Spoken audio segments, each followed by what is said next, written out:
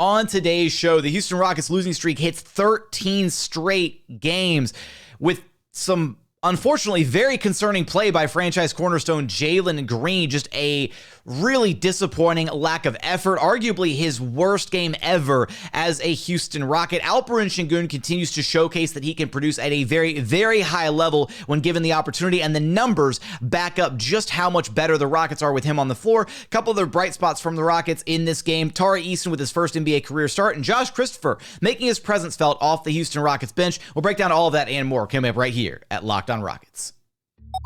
This is Mission Control, Houston. Ignition sequence start. The Houston Rockets select Jalen Green, Alperen Sengun, and Jabari Smith Jr. T-minus 15 seconds. Guidance is internal. Every time I step on that floor, I'm coming. Hey, Houston fans, I am so happy. You're getting somebody who's going to come in with a chip on their shoulder, somebody who's going to come in and compete from day one. 6, 5, 4, 3, 2, 1. What's up, and welcome to another edition of Locked On Rockets, your daily podcast home for everything Houston Rockets basketball. As always, I'm your host, Jackson Gatlin, native Houstonian and credentialed media member. I'm also the host of Locked On NBA Mondays. Be sure to follow along on Twitter at JT Gatlin, and the show, of course, at Locked On Rockets, free and available wherever you get your podcasts, including YouTube, where you can help us out tremendously by commenting anything below. As always, appreciate you for making LOR part of your day, whether it's on the way to work, in the gym, on your lunch break. Thank you for making Locked On Rockets part of your day every single day. Now, today's episode is brought to you by LinkedIn. LinkedIn Jobs helps you find the qualified candidates you want to talk to faster. Post your job for free at linkedin.com/LockedOnNBA. The Rockets' losing streak continues. Oh, my. It's no end in sight right now for the Rockets' losing streak as the Minnesota Timberwolves take the dub 113-104 in a game that the Rockets actually looked pretty good in for, I don't know, about a half, maybe 2.5 quarters. So, I mean, death, taxes, and the Houston Rockets collapsing against a team that they looked like they were actually going to get a dub against.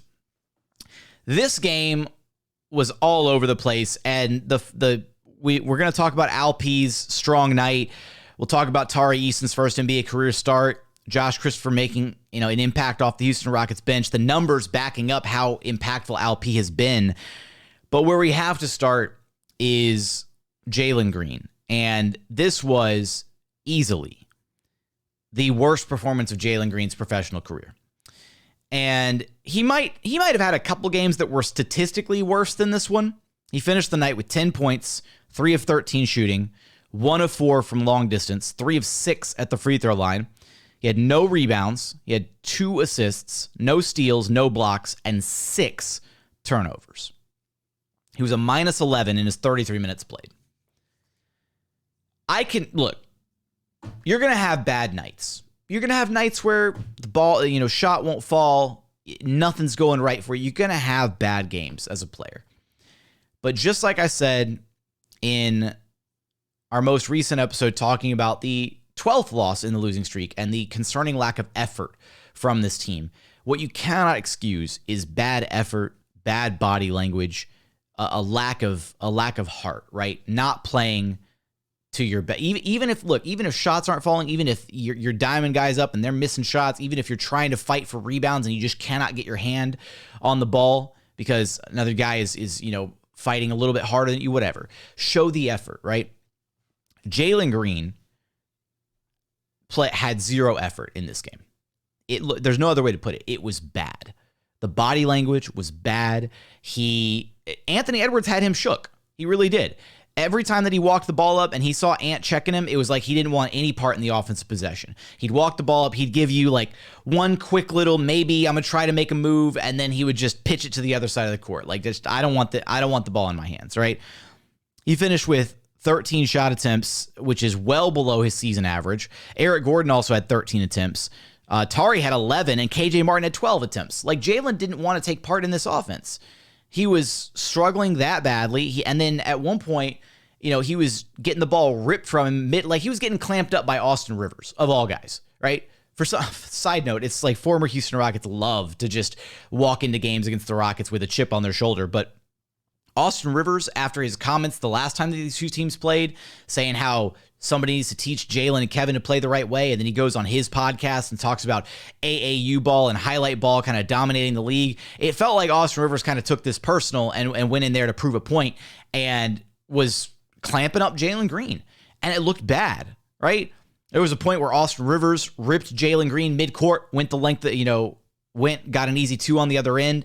And then there was a point where Anthony Edwards ripped Jalen Green at the top of the key and went the distance of the court and laid the ball up and in and yelled. And you could hear him in the basket mic as he scored the bucket. He goes, "Cookies!" Sounded like a Tickle Me Elmo doll talking about cookies because he just ripped Jalen Green. It was an ugly game. And we saw an ugly first half from Jalen, and there have been times where he's had a rough first half or a rough couple quarters, and then he turns it on, right? Turns it on in the third, turns it on in the fourth. Rarely have we ever seen a full game, all 4 quarters, where Jalen Green has just looked this bad. But it was coupled with he looked bad, he wasn't hitting shots, and the effort was abysmal. Namely, on the defensive end. Anthony Edwards had not 1, not 2, but 3 poster dunks in this game. 2 of them came at the expense of Alperen Sengun. And on one of them, Jalen Green gave the most disappointing lack of a closeout that I've maybe have ever seen. Like, Anthony Edwards catches the ball on the perimeter. Jalen Green makes this half-assed attempt to go close out at him. He's not in a defensive stance. He basically just runs out and then stutter steps in front of Ant. And Ant just blows right by him and then goes and posters LP for the second time in this game.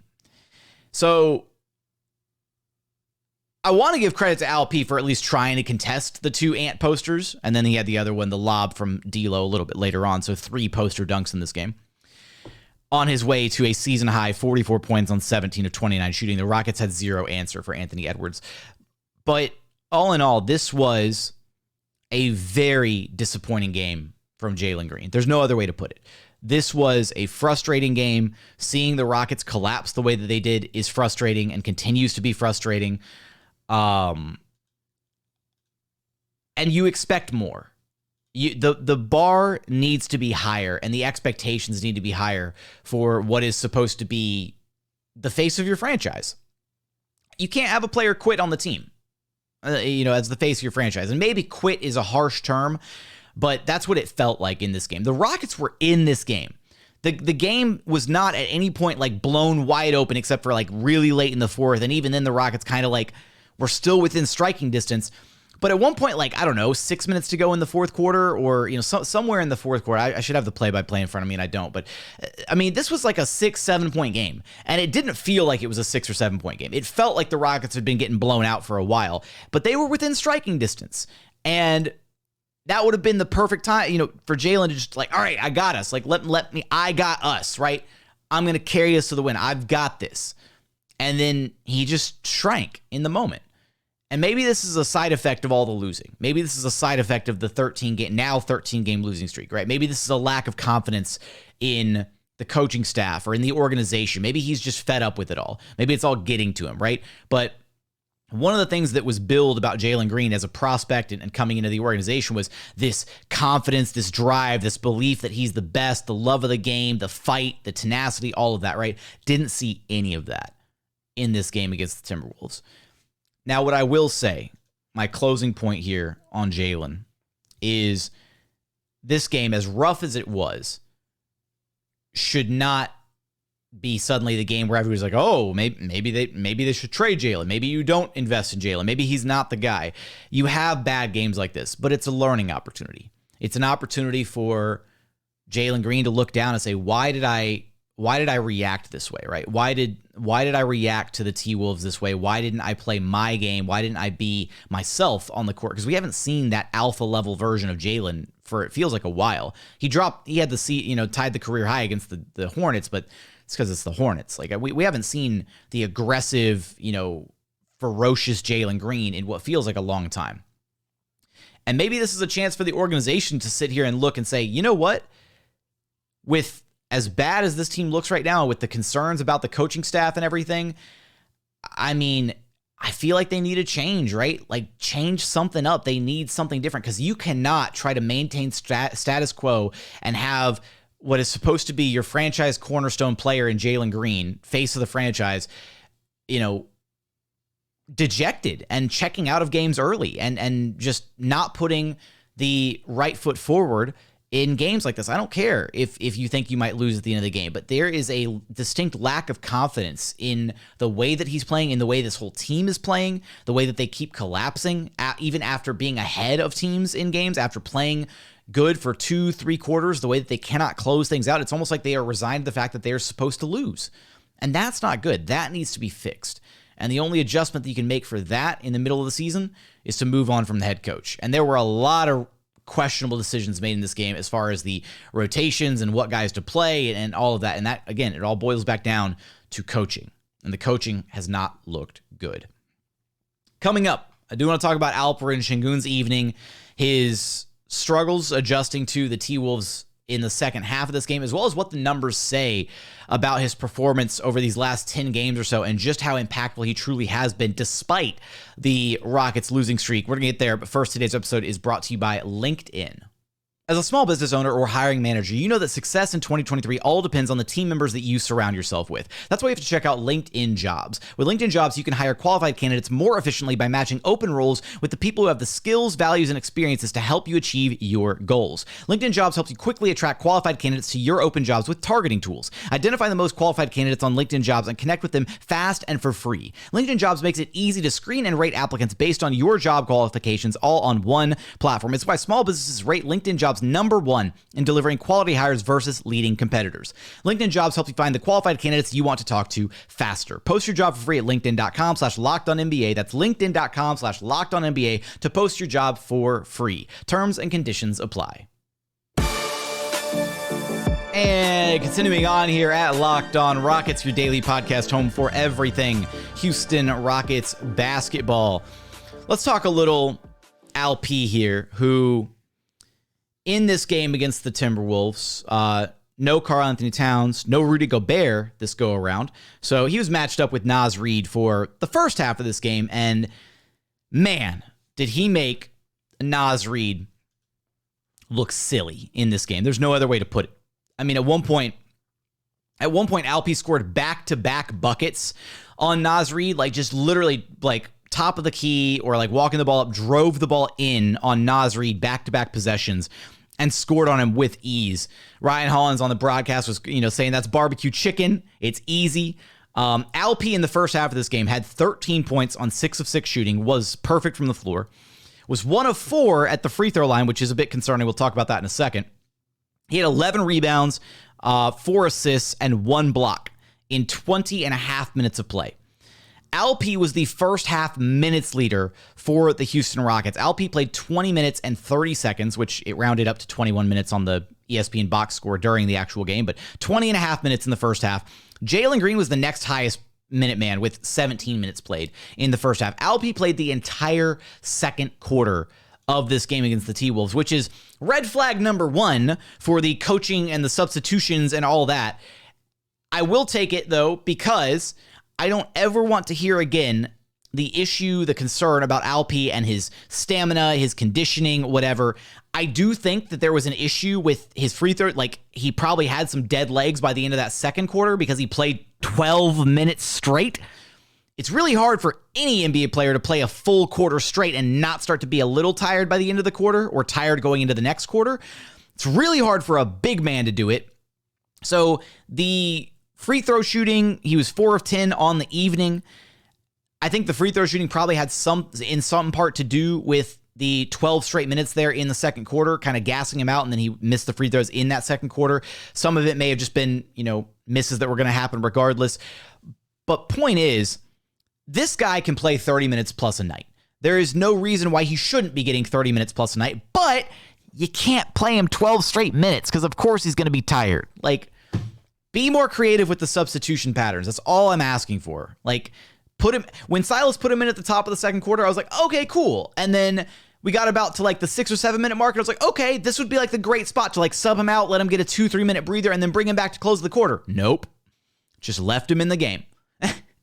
So of course he's going to be gassed, but he was still impressive, right? He still had a really, really strong first half minus the missed free throws. And then the second half happened. And unfortunately, in the second half, the Timberwolves adjusted their defensive game plan quite a bit. So because Naz Reid was dealing with foul trouble, or I guess they subbed him out early, and they went with Kyle Anderson as the primary defender on Alp for a stretch in that third quarter.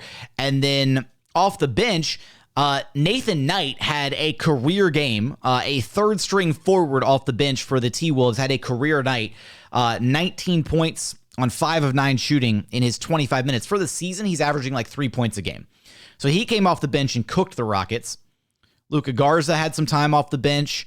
I mean, Taurean Prince was off the bench, and basically they played, the T-Wolves played small in the second half, and they did a lot of fronting on Alp. They double-teamed him a lot. They were double-teaming Alp before he even caught the basketball in the second half. This is exactly what happened the last time these two teams played, is Alp had a monster first half, and then the T-Wolves went back, and credit to Chris Finch, they made adjustments at halftime, and they figured out how they were going to slow down Alp, and seeing as how Jalen Green was just entirely irrelevant in this game, they didn't really have to worry about shutting anybody else down. And so then they came out and they just double-teamed Alp. So in the second half, Alp had 6 points on 1 of 3 shootings, only 3 shot attempts. He hit a three-pointer, which was his only bucket that he made in the second half. He was 3 of 6 at the free throw line. He had 5 rebounds, 3 more assists, 1 steal, 2 more blocks, and 2 turnovers. So he was not anywhere near as effective in that second half. And a part of that, though, stems from another flag for coaching. I cannot count the number of times that Alp does all the work that he's supposed to do. And there's one possession that stands out in the forefront of my mind here. Alp gets the rebound, gets the ball out to Garrison Matthews, I believe, and runs the length of the court, gets a great seal on his man, like underneath the bucket. Like he is like pretty much in the restricted area of the paint, has a great seal on his man, is calling for the ball. Garrison Matthews has the ball on the wing, and rather than delivering the entry pass to Alp, who has done all of the early work, has done everything that you're supposed to do as the big, gets the rebound, runs in transition, gets an early seal. That is textbook big man play. Garrison Matthews looks off Alp, fakes a 3, and then shoots a contested 3-pointer. Like that was the possession. And that possession made me want to pull my hair out, because you've got Alp doing all the dirty work, all the stuff that he's supposed to do as the big, rebounding at a high level, contesting, trying to play defense. Again, he did get posted by Ant a couple times, but credit to Alp for trying to defend those plays and not just giving up and not just, Matador Ole defense to let Anthony Edwards have a, free ride to the rim. So credit to Alp for trying to defend at that level. This Rockets team just doesn't know how to use him. They just don't. They don't know how to use him, and he is succeeding in spite of that. And in this game, he also had he had 7 dimes. He was flirting with a triple-double in this game. He had 7 dimes, and one of them was easily, I think, one of the craziest dimes that he's ever thrown, where he got double-teamed on the low block, couldn't even see where he was going to throw the pass to, and was yelling for somebody to cut. Anybody, cut, please. Because nobody moves when Alp has the basketball. Josh Christopher cuts, and Alp delivers a behind-the-back pass where he can't see because he's looking the other direction, and there's 2 sets of outstretched arms in front of him, and he's basically, defense is draped all over him, and yet he gets the bounce pass behind, on the money, perfectly leading Josh Christopher to the rim. How? How do you even do that? It doesn't make sense. The dude really does have eyes in the back of his head. It's crazy. And the reason we rave about Alp and the reason he should be the focal point moving forward is because the numbers the numbers absolutely support his impact. Here's the thing. Over these last 10 games played, the player with the best net rating on the Houston Rockets is Alperen Sengun, and it's not even close. Alperen Sengun has played 315 minutes on the court for the Houston Rockets over these last 10 games. When Alp is off the court, the Rockets have a minus 26.5 net rating. When Alp is on the court, the Rockets have a minus 6.4 net rating. So it's still a negative net rating, but that is the biggest differential on the team by more than double the next closest guy. That is a 20.1 point differential when Alp is on the court versus off the court. The next highest on the list is actually Tari Eason. When Tari Eason is off the court, the Rockets are minus 16.4 points worse, and then when he's on the court, it's minus 7.5. So it's an 8.9 swing. So, and we can keep going down the list. Eric Gordon is the next positive one with a 5.7 swing. Garrison Matthews, 3.0 swing. Bruno Fernando, 2.7. Boban Marjanovic, 2.3. Jae'Sean Tate, 0.9. And then it gets down, and then all the further down at the very, very bottom, Jalen Green, minus 2 differential. So the Rockets are actually 2 points worse with Jalen Green on the court. With Jabari Smith Jr., they're minus 6.3, so 6.3 points worse with Jabari. And then here's the kicker with Kevin Porter Jr. They are 11 points worse, minus 11. When KPJ is on the court, they are minus 20.2. When he's off the court, they are minus 9.2. So a minus 11 differential on Kevin Porter Jr. The proof is in the pudding. This Rockets team is better when Alp is on the floor. And the fact that it has taken an injury to the head honcho. I'm the head honcho. And the fact that it has taken a year and a half for this organization to recognize it is very, very frustrating. And it's going to be very telling. KPJ is still out, will be reevaluated in a week. It'll be very telling what happens when Kevin Porter Jr. comes back, because if they still lean into this identity, if they still lean into Alperen Sengun and what he can be moving forward, great. They lucked into it, and it took them way too long, but great. Awesome development. They have a future potential superstar on their hands in Alp, drafted with the 16th overall pick. That's fantastic.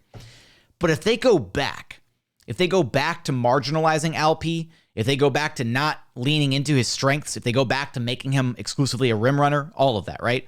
In favor of playing through Kevin Porter Jr. again and sticking to playing through Jalen Green, that is when you need to burn the whole thing down. Just no. There's something just objectively wrong with the organization if they cannot realize that this is their best player currently, because the proof is in the pudding. The numbers support it. All of the above. So with that, Alperen Sengun, strong night, continues to prove that he needs to be the focal point moving forward. The evidence is clear as day. Coming up, I do want to talk about a couple of the other bright spots from this Rockets T-Wolves game. Some surprising play from Josh Christopher off the Houston Rockets bench, as well as Tari Eason making an impact with his first career start in the starting lineup. We'll talk about those two guys. We'll run a tankathon spin, all that good stuff coming up in just a moment. But first, today's episode is brought to you by Built Bar. Are you looking for a delicious treat but don't want all the fat and calories that usually comes along with that? Then you gotta try Built Bar. Look, with Built Bar, healthy is actually tasty. Seriously, they're so delicious, you won't even think that they're good for you. Perfect for your New Year's resolutions. If you're still holding on strong, you're a few weeks into the new year, if you're still sticking to the New Year's resolutions, I commend you. What makes Built Bar so good? Well, for starters, they're all covered in 100% real chocolate. That's right, real chocolate. And they come in unbelievable flavors like churro, peanut butter brownie, coconut almond, strawberry, raspberry. My personal favorite is the coconut brownie chunk. They've also got cookies and cream, salted caramel. The list really goes on and on and on. Seriously, you got to check them out. Every single bar is low cal, low sugar, high protein, high fiber. Amazing if you're on a keto diet. Amazing if you're trying to cut back a little bit. Again, lose a little bit of weight. Stick to those New Year's resolutions. You can check them out. Just go to built.com and use promo code LOCKEDON15 to get 15% off your very next order of the best tasting protein bars on the market. Again, that's promo code LOCKEDON15 for 15% off at built.com. And final segment here at Locked On Rockets, your daily podcast home for everything Houston Rockets basketball. Let's talk a little bit about, I guess they're not, as far as this game is concerned, they're not bench guys exclusively, since Tari got his first NBA career start. Finished the night with 14 points on 5 of 11 shooting, 1 of 2 from three-point land, 3 of 4 at the charity stripe. He had a total of 9 rebounds, 1 assist, and only 1 turnover in his 27 minutes of run. I do want to talk about Tari here in a second, but just to highlight very quickly, the Rockets themselves it wasn't all just Jalen Green in this game. They were abysmal across the board, because free throw shooting wise, they shot 57.6%, 19 of 33. So in a 9-point loss, the Rockets hung 14 points at the charity stripe. That is how you lose games. And then on top of that, they also had 21 turnovers in this game, leading to, I want to double check the numbers here, leading to 30 points for the Timberwolves. Sorry, 23 team turnovers, 21 individual turnovers, 23 team turnovers, leading to 30 points for the T-Wolves, who love to get out in transition. So yeah, across the board, the Rockets were, they were shooting themselves in the foot multiple times in this game. The free throw shooting, the turnovers, and yet they were still very much in this game, pretty much all the way towards the end. It felt like it kind of started to blow open there in the fourth quarter, but I digress. Tari Eason, first NBA career start, and I thought he produced. It was a solid game for Tari. We know what he's been able to do when given adequate minutes. The one frustrating part of his game that continues to be an issue is his inability to make shots in and around the rim, right? It is a disturbing number of layups that Tari just completely smokes when he's near the rim. And maybe it's just distinct lack of touch. Maybe he's just not focusing on finishing. Maybe he would be better served to just dunk the dang ball. Like, just go up hard and try to hammer it home every single time. Don't try to go up and lay it in, because clearly it's an issue at this point. He just needs to work on that. Like, that's the one part of his game. Look, the three-point shooting has been better than advertised. The defense at times has been really, really solid and really encouraging. He hustles, he fights. Watching him muscle through guys for rebounds is always really, really fun. And especially when he can muscle through for a rebound and subsequently finish a putback on top of it. It's exciting. He's an exciting player. He makes an impact. However, again, you just got to iron out the layups around the rim. Tari could arguably be the Rockets' best rookie right now if he just made layups consistently. Like, that's the funny thing, is there have been points where he's outperformed Jabari Smith Jr. for sure this season, and that's coupled with the layup issue. So getting that part of his game ironed out, I don't think he's going to like forever be a player who just can't hit layups at close range, but it's definitely something that the coaching staff needs to be working with him on moving forward. And then off the bench for the Rockets in this game, because the rotations were all sort of weird without Kevin Porter Jr., without Jabari Smith Jr., they relied heavily. They just went with a 5-man unit off the bench. So Garuba, Tate, Matthews, Christopher, and Ty Washington. And off the Rockets bench, Josh Christopher was actually really, really impactful. I was thoroughly impressed with Josh's game. Josh had 10 points on 5 of 9 shooting, missed his only 3-point attempt, didn't get to the free throw line. He had 4 rebounds, 1 assist, 1 steal, 2 blocked shots, and 2 turnovers, one of which was a horrendous turnover because he drove in, got to the free throw line, elevated with zero idea what he was going to do with the ball, and then pitched it back directly into the hands of one of the T-Wolves players. It was a bad turnover. But he was locked in this game. He was locked in. He was playing very good defense. He was one of the few Rockets guards, maybe the only Rockets guard, who was actually taking pride in the defensive side of the ball. He had a really nice recovery block right at the rim. He and Usman Garuba went up and contested a shot together, and I couldn't actually tell who got the block, and turns out it was Josh. And then offensively, he was cutting. He was moving without the basketball.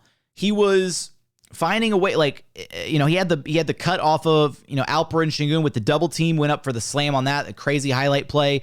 But there's a distinct difference, I think, and somebody highlighted, I can't take full credit for this, but I fully agree with the sentiment here. When Josh Christopher hits the floor, right, you can tell that he's overjoyed, right? He is out there trying his hardest, right? He is and he's going to make mistakes, right? He's a young player. A lot of these young players make mistakes, but he is giving absolute 110% maximum effort when he's on the floor. Same thing for Usman Garuba, 110% maximum effort every second that he's on the floor. Jae'Sean Tate, same deal. Garrison Matthews, same deal. The bench unit for this Rockets team, I'm not going to put Ty Washington quite into that mix quite just yet. We haven't seen enough of them, but the bench unit for this Rockets team, the Goon Squad, if you will, right? Those guys, they come in and they give 110% effort every second that they are on the floor. They don't go out there and they don't take for granted the minutes that they're getting, right? Because Josh doesn't know when the next time he's going to play is going to be, right? He doesn't know when KPJ comes back, if he's going to see the court. He might not see the court for a month, except for garbage time. So when Josh is out there, he's looking to make an impact in any way that he can. And the dichotomy between that and seeing Jalen just be so mentally checked out of this game for the 33 minutes that he is just given on a silver platter is very concerning, right? You need that level of fight and drive and tenacity and desire and heart and want to from your franchise guy. You need to see that from Jalen. So seeing that from Josh in this game compared to the stark contrast in what we got from Jalen Green, it just kind of, it makes it look even worse, honestly. But I was pleased with Josh's game. I thought that he was in, and I still remain of the opinion that Josh, given the right structure and the right environment, can be a good piece for a team, right? He's got the body to be a good point of attack defender. He just needs, I think coaching would go such a long way for so many of these guys. I really do. Again, I think if you get the right coaching hire, right, and even just moving on to an interim head coach in like John Lucas or Abdel Fattah, somebody like that, to just fire these guys up a little bit more, not have the complacency factor of the, it's okay, it's all good, we're good, guys. Something to push these guys a little bit harder than they have been. But you nail the coaching hire. Like, there are a lot of people that are out on Josh Christopher as a player at this point. I'm not one of them, not yet. I want to see what he could potentially do in a better situation, because right now the situation that the Rockets find themselves in is not great across the board. I think a better coach could maybe unlock a little bit more of Josh's potential. Personally, that's just my 2 cents. But with that, end of the episode, I didn't get too much into the actual game flow of this one, just because what more can you say at this point? Like, it's the Rockets collapsed after, playing a good half, a good 2.5 quarters, and then Anthony Edwards, they had no answer for him, right? They couldn't slow him down. They couldn't get stops. And then offensively, they struggled to get the ball back to their best player in Alperen Sengun in the second half. There's not really much else you can say about it. It's one of those games. The streak continues, and the Rockets unfortunately have to play this team once again Monday night in Houston. So we'll see. Do they make adjustments? Do they change things? How do they deploy Alperen Sengun and Jalen Green against the T-Wolves in round 2 of these two teams meeting up? Is Jalen going to have a bounce back game? Who knows at this point? I don't have necessarily a lot of confidence in it right now, but I hope he proves me wrong. I really do. I hope he proves me wrong. I love being proven wrong. It's my favorite thing in the world when I get proven wrong after saying something on this podcast. With that, Rockets did take another L, which means we get to run a tankathon spin. And it sucks because even though the Rockets have the worst record, meaning the lowest that their pick can go is pick number 5, I actually feel like having the worst record does them worse odds in the lottery, because ever since the Rockets have had the best tankathon odds, ever since they've had the best odds on tankathon, I don't think I've landed a number 1 or number 2 overall pick for the Rockets when running these simulations. So here we go. Hopefully it changes today. Let's run it up. Okay. Sometimes you just got to complain, and it all works out. Rockets stick with the number 1 overall pick on this simulation. Thank goodness. Victor Wembanyama, deliver us from this hell. Charlotte jumps up 1 spot to number 2. Orlando jumps up a couple spots to number 3. Detroit falls to number 4. And San Antonio falls to number 5. The Rockets win the Wemby sweepstakes. It was all worth it. There's a light at the end of the tunnel. All that good stuff. What a positive way to end today's episode. I actually really like that. That takes a little bit of the sting out of the 13th straight loss for this Houston Rockets team. So with that, do sincerely appreciate you for checking out the show. If you haven't done so yet, please consider subscribing wherever you listen to your podcast. That's Apple, Spotify, Google, the Odyssey app, free and available on all podcast platforms. We're also available on YouTube. Just go to YouTube, search Locked on Rockets. Be sure to like, comment, and subscribe. Let me know how you felt about Jalen Green's performance in this game. Give me your thoughts on what Jalen Green looked like in this game. Where's your concern level at for Jalen Green? Let me know in the comments. Read each and every one of those every single day. But as always, thank you so much for watching. Thank you so much for listening. And we look forward to having you back right here at Locked on Rockets, your daily podcast home for everything Houston Rockets basketball.